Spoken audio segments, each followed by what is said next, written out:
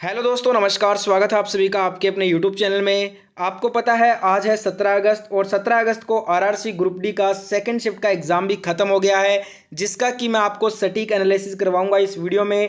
45 जो GK GS current affair के जो रियल क्वेश्चन आपसे आज पूछे गए थे सेकंड शिफ्ट में, वो सभी क्वेश्चन करेंगे इस वीडियो में। तो वीडियो को एंड तक पूरा जरूर देखिएगा।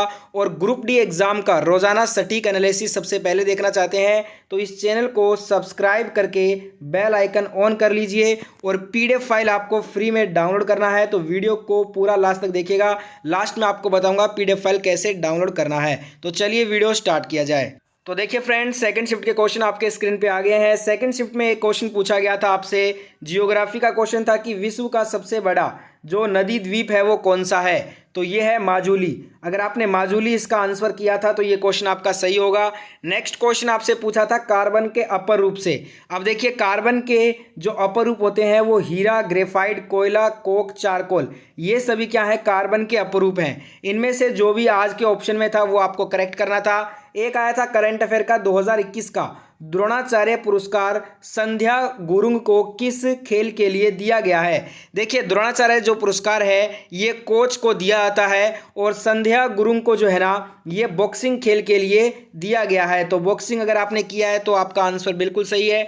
नेक्स्ट क्वेश्चन पूछा था सोडा की बोतल से कौन सी गैस निकलती है। जो सोडे की बोतल होती है ना उससे दोस्तों CO2 गैस निकलती है, कार्बन डाइऑक्साइड जिसे हम बोलते हैं। तो कार्बन डाइऑक्साइड अगर आपने किया था आंसर तो आपका राइट आंसर होगा। नेक्स्ट क्वेश्चन पूछा था मायोपिया रोग किस बीमारी से संबंधित एक रोग है। मायोपिया जो रोग है इसे निकट दृष्टि दोष बोलते हैं। अगर निकट दृष्टि दोष किया है ना तो आपका आंसर सही होगा। बताइएगा कमेंट में कि निकट दृष्टि दोष को दूर करने के लिए किस लेंस का यूज़ किया जाता है। अगर आपको मालूम है तो कमेंट करके जरूर बताना। नेक्स्ट क्वेश्चन आया था आर्टिकल से कि अनुच्छेद 51A ये किससे संबंधित है। अनुच्छेद 51A ये आपका मौलिक कर्तव्यों से संबंधित है, तो मौलिक कर्तव्य आपका राइट आंसर होगा। नेक्स्ट क्वेश्चन आया था अनुच्छेद 279A ये किससे संबंधित है। तो अनुच्छेद 279A ये जीएसटी परिषद से संबंधित है। इस वाले शिफ्ट में अनुच्छेद से 3 से 4 क्वेश्चन पूछे गए हैं। ठीक है दोस्तों, आर्टिकल 279A जीएसटी परिषद से संबंधित है। नेक्स्ट क्वेश्चन आया था मन्नार की खाड़ी कहाँ पर स्थित है। मन्नार की खाड़ी ये पाक जल संधि पर स्थित है, तो पाक जल संधि आपका राइट आंसर हो जाएगा।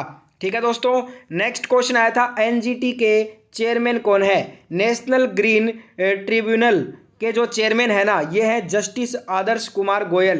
तो यहाँ पे राइट आंसर होगा justice Adarsh Kumar Goyal. Next question आपसे पूछा गया है गोल्डन फाइबर ये किसे कहा जाता है।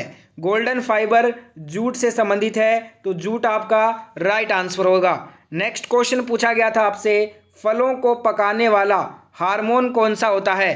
फलों को पकाने वाला हार्मोन एथिलीन होता है, तो एथिलीन आपका राइट आंसर होगा। नेक्स्ट क्वेश्चन आया था हिजरी संवत ये कब शुरू हुआ। हिजरी संवत ये 16 जुलाई 622 में शुरू हुआ था, तो 16 जुलाई 622 आपका राइट आंसर हो जाता। नेक्स्ट क्वेश्चन आया था समतल दर्पण से बने प्रतिबिंब की प्रकृति कैसी होती है। समतल दर्पण से बने प्रतिबिंब की प्रकृति सीधी व आभासी होती है, तो सीधा व आभासी आपका राइट आंसर होगा।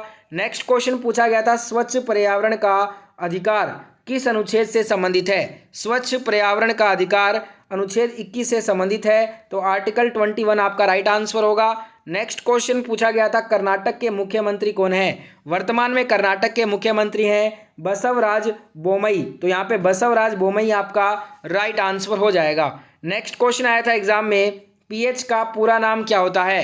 पीएच का फुल फॉर्म बेसिकली आपसे पूछा गया, तो पोटेंशियल ऑफ हाइड्रोजन ये होता है पीएच का पूरा नाम। नेक्स्ट क्वेश्चन आया था सेकंड शिफ्ट में नर्मदा नदी का उद्गम स्थल कहाँ है। नर्मदा नदी का उद्गम स्थल है अमरकंटक, तो अमरकंटक आपका करेक्ट आंसर हो जाता। नेक्स्ट क्वेश्चन पूछा गया था संगाई हिरण ये कहाँ पर पाया जाता है। बात करें दोस्तों संगाई हिरण की तो ये आपका मणिपुर में पाया जाता है। मणिपुर इस क्वेश्चन का करेक्ट आंसर हो जाता। नेक्स्ट क्वेश्चन पूछा गया था चॉकलेट में कौन सा विटामिन होता है। चॉकलेट में दोस्तों विटामिन ए पाया जाता है और विटामिन ए का रासायनिक नाम होता है रेटिनोल, और जिसकी कमी से जो है ना दोस्तों रतौंधी रोग हो जाता है। नेक्स्ट क्वेश्चन पूछा था आपसे, महिला के लिए पंचायत समिति में आरक्षण कितना है। महिला के लिए पंचायत समिति में 1/3 आरक्षण है, तो 1/3 आपका राइट आंसर होगा।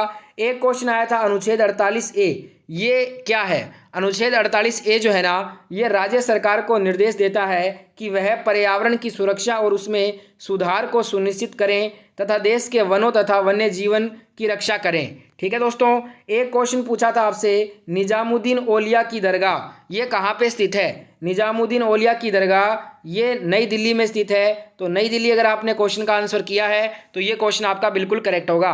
एक क्वेश्चन था करंट अफेयर का, मानव विकास सूचकांक 2021 की रिपोर्ट के अनुसार भारत का स्थान कौन सा है। मानव विकास सूचकांक 2021 की रिपोर्ट के अनुसार भारत का स्थान 131वां है। तो 131वां अगर आपने किया था तो आपका आंसर बिल्कुल सही है, पहले स्थान पे है नॉर्वे। नेक्स्ट क्वेश्चन आया था, विटामिन B12 का केमिकल नेम आपसे पूछा गया। विटामिन B12 का रासायनिक नाम होता है साइनोकोबालामिन। तो यहाँ पे साइनोकोबालामिन जो है आपका राइट आंसर होगा। एक पूछा गया था, भुजा हुआ चूना का रासायनिक नाम या फिर केमिकल फॉर्मूला आपसे पूछा था। अगर भुजा हुआ चूना का रासायनिक नाम पूछा था तो आंसर होगा कैल्शियम हाइड्रोक्साइड, और इसका केमिकल फॉर्मूला होता है CaOH2। ठीक है फ्रेंड्स, नेक्स्ट क्वेश्चन आपसे पूछा था, मोहसिन राम ये किस पहाड़ी से संबंधित है। मोहसिन राम की बात करें तो ये आपका खासी पहाड़ी से संबंधित है। तो यहाँ पे खासी पहाड़ी जिन्होंने भी आंसर किया है उन सभी का आंसर बिल्कुल राइट था। एक क्वेश्चन आया था, लोहे में जंग लगने की विक्रिया का उदाहरण क्या होता है। लोहे में जो लोहा होता है, लोहे में जंग लगने की अभिक्रिया जो है ना, ये रेडॉक्स अभिक्रिया का एक एग्जाम्पल है। तो रेडॉक्स अभिक्रिया आपका करेक्ट आंसर हो जाता। नेक्स्ट क्वेश्चन आपसे पूछा था, वित्त आयोग किस अनुच्छेद में आता है। वित्त आयोग की बात करें तो ये अनुच्छेद 280 क में आता है। तो यहाँ पे अनुच्छेद 280(1) आपका राइट आंसर हो जाता। नेक्स्ट क्वेश्चन आया था, फ्लेमिंग के बाएं हाथ का नियम।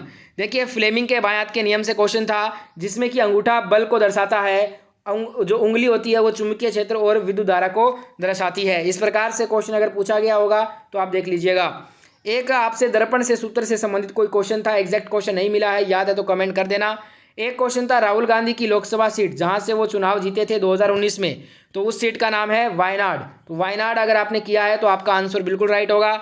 एक आया था, स्टेचू ऑफ यूनिटी की हाइट पूछी गई थी। सरदार वल्लभ भाई पटेल की ये मूर्ति है जिसकी टोटल हाइट 182 मीटर है। एक आया था, आर्टिकल 51 ये किस भाग में है। जो अनुच्छेद 51 है ये भाग 4A में है। तो भाग 4A आपका राइट आंसर होगा। एक आया था, क्लोरीन का इलेक्ट्रॉनिक विन्यास क्या होता है। तो इसका इलेक्ट्रॉनिक विन्यास होता है 287। नेक्स्ट आपसे पूछा था, मन्नार की खाड़ी भारत को किस देश से अलग करती है। श्रीलंका से। पाक जल संधि वाला ये क्वेश्चन था। दोनों में से जो भी एग्जैक्ट क्वेश्चन था कमेंट कर दीजिएगा। एक था, 2026 में कौन सा शहर ओलंपिक खेलों की मेजबानी करेगा।